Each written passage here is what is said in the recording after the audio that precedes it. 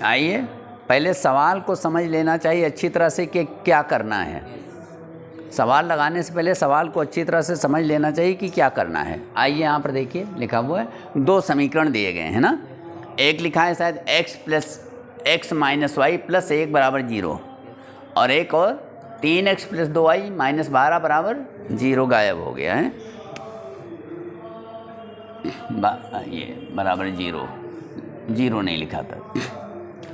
इन दोनों का ग्राफ खींचना है। क्लियर हो रहा है? x माइनस वाई प्लस 1 बराबर 0 और 3x प्लस 2y माइनस 12 बराबर 0, इनका ग्राफ खींचना है। क्लियर हुआ ना? ग्राफ खींचना मैंने पीछे बताया है, अभी मैं फिर बता दूंगा। और जब ग्राफ आप खींच दोगे तो इन दोनों की ग्राफ रेखाओं को लीजिए और x अक्ष को लीजिए, उससे एक त्रिभुज बनेगा। क्या बनेगा भाई? त्रिभुज में कितनी लाइनें होती हैं? कितनी भुजाएं होती हैं? 3। तो एक लाइन तो आपको यहाँ से मिल जाएगी, एक भुजा यहाँ पर मिल जाएगी, यहाँ एक भुजा यहाँ से मिल जाएगी, और एक भुजा उसका जो x अक्ष है उसको मान लीजिए, तो त्रिभुज बन गया। अब जो त्रिभुज बनेगा उसके शीर्षों के निर्देशांक आपको बताने हैं, और जो त्रिभुज बनेगा उसके क्षेत्र को आपको छायांकित करना है। क्लियर हो रही बात? तो आप कैसे करोगे? बहुत आसान है। आइए यहाँ पर मैं बताता हूँ आपको। ढंग से देखो भाई, आपस में बात कोई नहीं करेगा। x माइनस वाई प्लस 1 बराबर 0 तथा 3x प्लस 2y माइनस 12 बराबर 0। इधर थोड़ा स्पेस हम बचा के रखेंगे क्योंकि ग्राफ बनाना है ना। पता नहीं ग्राफ कहाँ तक जाए, कहाँ पर। ठीक है, तो ये मैंने लिख दिया। ये दोनों जो हमें समीकरण दिए गए हैं, x माइनस वाई प्लस 1 बराबर 0, 3x प्लस 2y माइनस 12 बराबर 0, ये दोनों समीकरण मैंने लिख दिए। अब इन समीकरणों में मैं क्या करूँगा? x को y में बदल लो, चाहे y को x में बदल लो। ये बताया मैंने? नहीं बताया? तो x को y में बदल लो, चाहे जैसे यहाँ पर कैसे बदलेंगे देखो, मैं सब बता दे रहा हूँ आपको। इसमें पक्षांतर कर दो। क्या करो? तो x को यहीं रहने दो, बाकी जितनी चीज़ें हैं दूसरी तरफ कर दीजिए। तो ये पक्षांतर कहते हैं, या अंग्रेजी में ट्रांसपोज करना कहते हैं। तो जब आप ट्रांसपोज करोगे तो ये माइनस से इधर जाएगा तो प्लस हो जाएगा, और ये प्लस से इधर जाएगा तो माइनस हो जाएगा। हो गया? नहीं हुआ? अब यहाँ पर x बराबर y माइनस 1, x y में बदल गया। ठीक, यहाँ पर भी आ जाओ बेटा। 3x प्लस 2y माइनस 12 बराबर 0 है ना, तो इसमें भी पक्षांतर कर देते हैं। क्या करते हैं? 3x यहीं रहने दो, इसको इधर कर लो। तो इधर जब पक्षांतर आप करोगे तो जो माइनस है वो प्लस हो जाएगा, ये माइनस का प्लस हो जाएगा, प्लस का ये माइनस हो जाएगा। 3x बराबर 12 माइनस 2y हो जाएगा। अभी x के साथ गुणांक है, इस गुणांक को भी हटा दीजिए आप। एक गिनती जो लगी इसको हटा दीजिए, तो कैसे होगा? 12 माइनस अपान 3 हो जाएगा ये। क्लियर हुआ ना? 3x is equals to 12 minus 2y था, और x का गुणांक ये जो 3 है इसको हटा दीजिए नीचे। थोड़ा अभी मान लेने में, x और y की वैल्यू लेकर हल करने में थोड़ा आसानी रहेगी। क्लियर हुआ ना? इसके बाद आपको पता होगा, इसके लिए मैं क्या करता हूँ भाई? एक बॉक्स बनाता हूँ। क्या बेटा? हाँ ठीक है, अच्छा है। पहले एक बॉक्स बना लो। क्या करोगे? हम चाहें तो अलग अलग वैल्यू भी निकाल सकते हैं, लेकिन उसमें लगता है समय, और यहाँ स्पेस है कम। ये दिख जाएगा सबको कि और बड़ा कर लूँ? इसको 4 हिस्सों में बांट दो। बांट दिया ना? अब इसमें y के करस्पॉन्डिंग, इस समीकरण से y के करस्पॉन्डिंग x का मान निकालेंगे। ऐसा ही काम यहाँ पर भी करेंगे। आइए इसका भी बॉक्स बनाता हूँ। आइए, ये बना दिया मैंने। ऐसे हो गया, ये हो गया 4 हिस्से। यहाँ x लिख दो, यहाँ y लिख दो, यहाँ x लिख दीजिए, यहाँ y लिख दीजिए। ठीक है ना? आप यहाँ पर जान रहे हो x का मान किस पे निर्भर करेगा? y पे। यहाँ पर भी x का मान y पर निर्भर करेगा। y का मान हम अपनी तरफ से लेते जाएंगे, 1 2 3 4 5 -1 -6 कुछ भी आप ले लो, और y का मान लेते जाओगे, x का मान निकल आएगा। यहाँ पर भी कम से कम 3 मान आपको लेने हैं। मैंने आपको बताया होगा कि ग्राफ तो आपकी केवल 2 ही मानों से बन जाएगा, लेकिन अगर उसमें कहीं गलती हो गई है तो आप जान नहीं पाओगे। लेकिन जब 3 मान लोगे और ग्राफ लाइन खींचोगे तो मैं बताऊंगा वो ग्राफ लाइन आपकी तीनों बिंदुओं से जानी चाहिए। तो उसमें से अगर कोई मान लो दिमाग है कैलकुलेशन में गलती हो गई तो फिर ग्राफ खींचोगे तो तीनों लाइनों से नहीं जाएगा, किन्हीं दो से जाएगा। तो समय रहते आपको पता चल जाएगा कि कहीं मेरा गलत हो गया है तो आप सही कर लोगे। समझ रहे हैं नहीं समझ रहे हैं? इसलिए आइए कैसे करते हैं। y का मान कुछ लीजिए, ऐसा मान लीजिए ना बहुत ज़्यादा जाए ना बहुत कम जाए। वैसे आप स्वतंत्र हो कुछ भी लेने के लिए। जैसे y का मान मैंने 3 ले लें, चलो भाई 3 बताया, तो y का मान अगर 3 ले लोगे तो 3 में से 1 को कम कर दो, x आ जाएगा। 3 में से 1 कम करो, क्या आएगा? 2 आ गया। अब क्या ले लें y का मान? 5 ले लें। चलो मैंने 5 ले लिया। जब 5 ले लोगे तो 5 में से 1, जितना भी y का मान लोगे 1 कम कर दोगे तो x का मान आ जाएगा 4। अब और क्या ले लें? चलो -2 ले लिया मैंने। कुछ माइनस में भी ले लो, क्यों प्लस के पीछे पड़े हो कुछ हैं। माइनस में ले लिया, -2 ले लिया ना, तो y का मान -2 ले लोगे, -1 तो ये हो जाएगा -3 ना बेटा। -2 और -1 क्लियर हुआ। अब क्या ले लें बताइए? इसमें, इसको छोड़िए, इसमें आ जाइए। हाँ यहाँ पर बेटा थोड़ा ध्यान रखना, ठीक है मैं कुछ बता दूँ। यहाँ पर ध्यान रखना, देखो इसमें /3 आ गया, तो ऐसा मान y का लो। लेने को आप कुछ भी मान ले सकते हो, सबसे लग जाएगा, लेकिन मैं चाह रहा हूँ कि दशमलव वगैरह में न जाए। तो यहाँ पर ऐसा मान लीजिए, y का ऐसा मान लीजिए कि ऊपर की जो संख्या आवे 2 से गुणा करके 12 से घटाएंगे वो 3 से कट जाए तो ज़्यादा बढ़िया। जैसे किसी लड़की ने कहा 0 ले लीजिए आप, तो बड़ा अच्छा बताया, 0 ले लो बेटा। अगर y बराबर 0 ले लोगे क्या करोगे? y बराबर 0 अपने मन से लेना है। एक जो मान हम ले रहे हैं y का मान, ये कोई रटा हुआ नहीं आप। तो जब 0 ले लोगे तो 2 को 0 से गुणा करोगे, क्या आएगा? ये 0 तो 12 बचेगा, 3 चौक 12। देखो एक कट गया ना। हमारा कहने का मतलब ये था कि इस तरह से आप मान ले लीजिए। ठीक हो गया। अब और क्या ले लें? किसी ने कहा 3 ले लीजिए, बड़ा अच्छा। देखिए जो लड़के समझ रहे हैं वो बोल रहे हैं कि जो है ऐसे ले लीजिए, जो हमारी बात समझ गए हैं। तो 3 ले लोगे तो 3 दूनी 6 हो जाएगा, तो 12 में से 6 निकल जाएगा, तो क्या बचेगा? 6। तो फिर 3 से हम भाग देंगे उसको, 3 दूनी 6। ऐसे तो जैसे लड़के ने कहा 3 ले लो तो 3 दूनी 6 हो गया, तो 12 में से 6 घटा दो, क्या बचेगा? ऊपर 6, और 3 से भाग दे दो, 3 दूनी 6 आ गया। अब क्या ले लें? माइनस, देखो कोई कह रहा -6 ले लीजिए, तो 6 दूनी 12, 12 24 हो जाएगा। 24 3 8 24 बन तो जाएगा, लेकिन यार 8 आएगा पता नहीं यहाँ थोड़ा, हाँ लंबा चला जाए, स्पेस मेरे पास कम है, कुछ और सुविधा हो तो ले लो। -2 -2 ले लेना। 2 दूनी 4, 4 2 6, तो फिर कटेगा कैसे? गलत। अरे शांत रहो, इतना ना करो, हो जाएगा बहुत सारा। हाँ बताइए।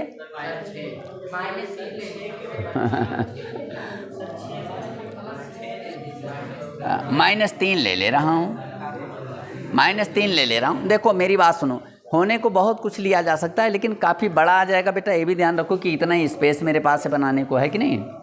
या तो इसको लो इधर कर लें तो स्पेस थोड़ा बढ़ जाए, अब रहने दो हैं। हाँ बराबर में, तो ये -3 हो गया। -3 से इसको गुणा करोगे तो -3 और -2 का गुणा, 3 दूनी 6 प्लस 6 आएगा, 12 6 18 हो जाएगा, और 3 से भाग दोगे, समझ लीजिए, नहीं तो दिक्कत हो जाएगी। y मैंने -3 माना है, तो -3 और -2 का गुणा करो, माइनस माइनस का गुणा प्लस हो जाएगा, 3 दूनी 6, और 12 में वो जुड़ जाएगा, 12 6 18, 18 को 3 से भाग दे दो, 3 6 18। क्लियर हुई बात ना? अब एक बात हम आपको बता दें, हो सकता है कि कहीं किताब में तुम फंस जाओ। जैसे ये जो मैंने ऐसे ले लिया है ना, ऐसे भी लिख सकते हो। y बराबर 3 लेने पर फिर x बराबर 3 - 1 बराबर 2, ऐसे भी आप लिख सकते हो। फिर y बराबर 5 लेने पर y बराबर, ऐसे भी लिख सकते हो। लेकिन ये हमें लगता है ज़्यादा आसान है। इतना तो आप कर ही सकते हो, बॉक्स बना लीजिए, y की वैल्यू ले लीजिए और इसमें रखकर हल करके उसको फिल कर लीजिए, जल्दी हो जाता है। नहीं तो हम ऐसा भी कर सकते हैं, यहाँ पर फिर लिखना पड़ेगा y बराबर 3 लेने पर x बराबर 3 - 1 बराबर 2। फिर लिखेंगे y बराबर 5 लेने पर x बराबर 5 - 1 बराबर 4। तो उसमें ज़्यादा लिखना पड़ेगा। समझ रहे हैं मैं क्या कह रहा हूँ? अब आइए, अब हमको इन दोनों का ग्राफ खींच देना भी इतना सा काम है। ये बेटा जो यहाँ पर लिखा था मैंने ना, यहाँ पर लिखा था, इधर स्पेस थोड़ा कम पड़ रहा है, तो ये सारी चीज़ें मैं यहाँ लिख दे रहा हूँ, ठीक है? ये जो चीज़ें मैंने बनाई हैं ये सब यहाँ पर लिख दे रहा हूँ। आइए ध्यान दो, 4 हिस्से में कर लें इसको। x हो गया और y हो गया। ये कितना है 4 और 2 और 6। यहाँ पर क्या 0 3 -3। ऐसा मैंने क्यों किया है, ये वाइट बोर्ड पर इधर थोड़ा स्पेस कम मिल रहा था तो अब इसको यहाँ कर दिया। अब यहाँ से हटा दे रहे हैं, ये सारी सूचना यहाँ पर आ गई। क्लियर।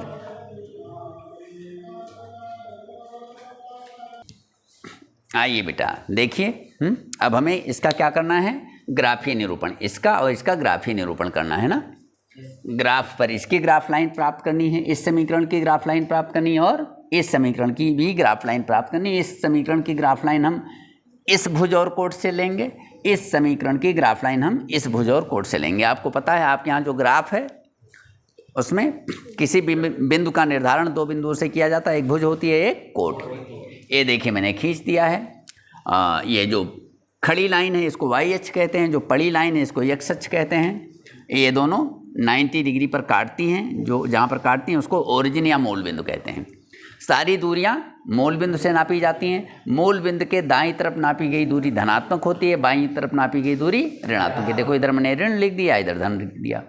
इसी तरह से मूल बिंदु से ऊपर नापी गई दूरी धनात्मक होती है, इधर देखिए मैंने प्लस में लिख दिया है, और नीचे की ओर नापी गई दूरी ऋणात्मक होती है, माइनस में लिख दिया। क्लियर। अब बात समझ में आ गया। और ये 90 डिग्री पर ही होता है, ठीक है। अगर ग्राफ कॉपी आपके पास है तो उसमें सब लाइनें खींची हुई आपने देखी रहती ही हैं, और अगर आपके पास ग्राफ कॉपी नहीं, आप ऐसे खींच रहे हो तो मेरी तरह से खींच लेना, ठीक है ना। ये दोनों लाइनें एक दूसरे को 90 डिग्री पर काटनी चाहिए। ये डिमार्केशन बिल्कुल बराबर दूरी पर होना चाहिए। ग्राफ कॉपी अगर आपके पास में है तो ऑलरेडी उसमें सब है, लेकिन अगर ग्राफ कॉपी नहीं, आपकी प्लेन कॉपी है तो उसमें आप कर लेंगे। क्लियर। आइए अब यहाँ पर x कितना है 2 और y 3। पहले हम किसी भी बिंदु का निरूपण करने के लिए पहले हम x अक्ष पर जाते हैं, उसके बाद में y अक्ष पर जाते हैं। तो x कितना है 2, y 3, तो x पर 2 कदम जाइए और y पर 3 कदम, ठीक है ना। तो इसके ले लें, ये x अक्ष पर 2 कदम जाइए, 1 कदम और 2 कदम, और y अक्ष पर 3 कदम, ठीक। ऐसे ऐसे आप आ जाइए 90 डिग्री पे। देखिए यहाँ, और ये y है ना, यहाँ से ऐसे आ जाओ, समझ रहे हैं। ये हो गया। देखिए x अक्ष पर मैं 2 कदम गया, y अक्ष पर 3 कदम गया, यहाँ पर पहुँच गया, यहाँ पर ऐसे कर दिए, एक पॉइंट आपको मिल गया। अब क्या है, x अक्ष पर 4 कदम जाना, y अक्ष पर 5 कदम। तो x अक्ष पर 4 कदम जाओगे, 1 2 3 4 हो गए। अब y अक्ष पर ऊपर 5 कदम जाना है। ये बेटा जो हम पटरी रख लेते हैं ना, सीधे आपको 90 डिग्री पे जाना है, तो वो सिधाई लेने के लिए मैं ले रहा हूँ। समझ रहे हैं सब लोग। ये हो गया 5 के सिधाई में, तो यहाँ से ऐसे आप कर लो। समझ रहे नहीं, ये हो गया। चलिए x अक्ष पर 4 कदम गए, y अक्ष पर 5 कदम, इसके सिधाई में पहुँच गए, ये हो गया। क्लियर। अब आइए अगला क्या है, x अक्ष पर नेगेटिव साइड में 3 कदम और y अक्ष पर 2 कदम, तो नेगेटिव में यहाँ 3 ही आ जाएगा। ये x ऋण में है ना, तो मूल बिंदु के हम बाएं तरफ 3 पर आ गए, और y कितना है -2। y -2 है तो हम नीचे जाएंगे, 3 सॉरी, x बराबर 3 है, -3 है, तो -3 पर आ गया, और ये y -2 है। y माइनस में अगर होगा तो हम मूल बिंदु के नीचे की ओर आएंगे। क्लियर। देखो बेटा, देखो समझ लो, फिर बाद में उतार लेना। ये बिंदु हमको मिल गए, ठीक। 3 बिंदु हमको मिल गए। मैंने आपको क्या बताया कि जब भी ग्राफ लाइन बनाइए तो ये तीनों, मतलब ग्राफ लाइन आपकी सीधी होनी चाहिए, तीनों से होकर जानी चाहिए, इसीलिए मैं 3 बिंदु लेता हूँ। अब अगर आप मिला रहे हो, ये दोनों बिंदु मिले, ये अलग जाए, तो आपको चेक करना पड़ेगा क्या, कि कहीं हमारा तीनों मान में से कहीं कोई मान गड़बड़ हो गया है। देखो भाई, मैं ये कर दे रहा हूँ, देखो ये जानी चाहिए क्योंकि हमने सही लिया है। जा रही नहीं जा रही है, ये ग्राफ लाइन तीनों बिंदुओं से जा रही। क्लियर। ऐसे आप खींच दो, कर दिया। थोड़ा बढ़ा लें, क्या करें, थोड़ा बढ़ा लें, क्योंकि अभी एक दूसरी ग्राफ लाइन भी हमें खींचनी ना, तो थोड़ा बढ़ा लेते हैं, पता नहीं कहाँ काटे जाके। ये कर दिया मैंने। क्लियर। इसको कितना भी अनलिमिटेड आप बढ़ा सकते हो, लिमिटलेस होती है इसकी लंबाई, ठीक है। रेखा की लंबाई लिमिटलेस होती है, इसलिए इधर भी एरो दिखाते हैं, इधर भी एरो दिखाते हैं, इधर एरो, इधर एरो, इधर ये हैं। क्लियर। अब एक ये इस मान से मैंने ये ग्राफ लाइन प्राप्त कर ली, ये भी इन मान से आई है। एक्स कितना है 4 है, वाई 0। देखो अगर y 0 होगा तो y अक्ष पर आपको नहीं जाना है, और x 0 है तो x अक्ष पे नहीं जाना है। तो x 4 है, y 0, तो x 4 है, x प्लस 4 है ना। तो मोड़ यहाँ से आप चलिए 1 2 3 4 यहीं पर आ जाएंगे। हो गया नहीं हुआ? x 4 है, y 0 है, y 0 है तो ना हम ऊपर जाएंगे ना नीचे जाएंगे। समझ में आ रहा है? फिर x 2 है, y 3 है, तो x 2 हो गया, 2 हो गया, y 3। ये तो दोनों में कॉमन मिल रहा है ना, 2 3। चलो कोई बात नहीं, तो ये तो 2 3 हो ही गया, कोई बात नहीं। अब x 6 है, y -3 है, तो x 6 पर आ जाओ, 6 कदम यहाँ पर आ जाइए। और y कितना है -3। यहाँ पर देखो x बराबर 6 है, y बराबर -3। तो पहले x अक्ष पर जाते हैं 6 पर, y -3 ही नीचे आ जाएगा। अगर y माइनस होता है तो हम मूल बिंदु से नीचे जाते हैं। क्लियर? तो आइए ये आ गया। और बेटा इधर से आ जाओ। सबको समझ में आ रहा है नहीं आ रहा है? कर पाओगे कापी पे? अगर दिक्कत होगी तो मेरे से पूछ लेना, वैसे मैं बहुत सरलता से बता रहा हूँ आपको। ये आ गया।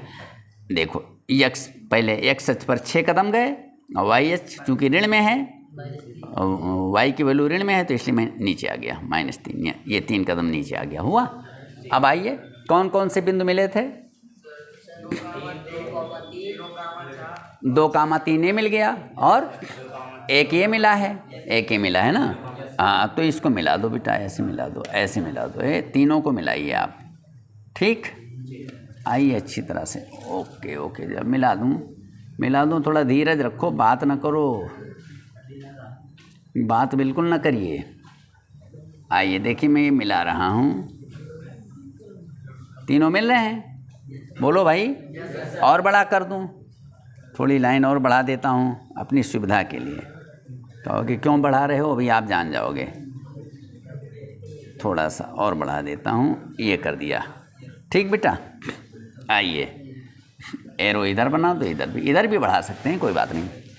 अब एक काम करिए आप, निष्कर्ष तो अभी बाद में निकालेंगे। इसकी वैल्यू लिख दो। ये क्या है? 4,0 है भैया। ये पहले भुज लिखा जाता फिर कोट लिखी जाती, 4,0। इसकी वैल्यू क्या है? 6,-3 ये लिख दीजिए। ये क्या है? 4,5 ये लिख दो। चलो 4,5 लिख दिया मैंने इसको। और ये क्या है? 2,3 है, ये लिख दीजिए, सब लिख दीजिए। फिर अभी मैं बताता हूँ और कहाँ है। एक वैल्यू ये है, इसको क्या लिखोगे? -3,-2 हुआ? हो गया। अब जो त्रिभुज बना उसका लो नाम लिख देना। AP लिख दिया। इसमें क्या था? इन ग्राफ लाइनों से, पहले ग्राफ का नाम, ग्राफ लाइन का पहले मैंने कौन सी लाइन खींची थी? ये वाली ना। यहाँ पर आप ये लिख दो, x - y + 1 = 0। इससे ये पता रहेगा कि ये ग्राफ लाइन इस समीकरण की है। एक ग्राफ लाइन बाद में मैंने खींची थी, ये इसकी होगी। 3x किसकी है? 3x + 2y - 12। इसमें कोई दिक्कत तो नहीं आएगी, है ना? ताकि देखिए 2 ग्राफ लाइनें हैं, तो कौन सी ग्राफ लाइन किस समीकरण की है वो इंगित हो गया। क्लियर हो गया? अब आप आइए, अब इसमें क्या कहा गया था कि इन ग्राफ लाइनों से और x अक्ष से बनने वाले त्रिभुज के निर्देशांक लिखो, उसका छायांकन करो। तो ये देखिए, ये ग्राफ लाइन आप देखो, एक ग्राफ लाइनें हो गई, एक ग्राफ लाइनें हो गई, और x अक्ष हो गया। इससे कौन सा त्रिभुज बन रहा है? देखो फिर से देख लो, ये ग्राफ लाइन बेटा ये गई, ये ग्राफ लाइन ये गई, x अक्ष, तो ये त्रिभुज ये बन रहा है, केवल ये वाला, है ना? यही, इसका नामांकन कर देते हैं। एक P हो गया, इसको क्या लिख दें?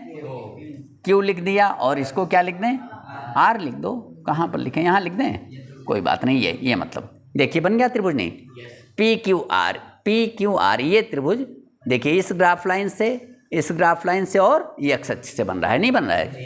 ये x अक्ष ये हो गया और ये ग्राफ लाइन हो गई है, ठीक है ना? तो इसका निर्देशांक लिखना था, तो P का निर्देशांक तो आ गया, यहीं पर लिख देता हूँ, ठीक है ना? यहीं पर लिख देता हूँ।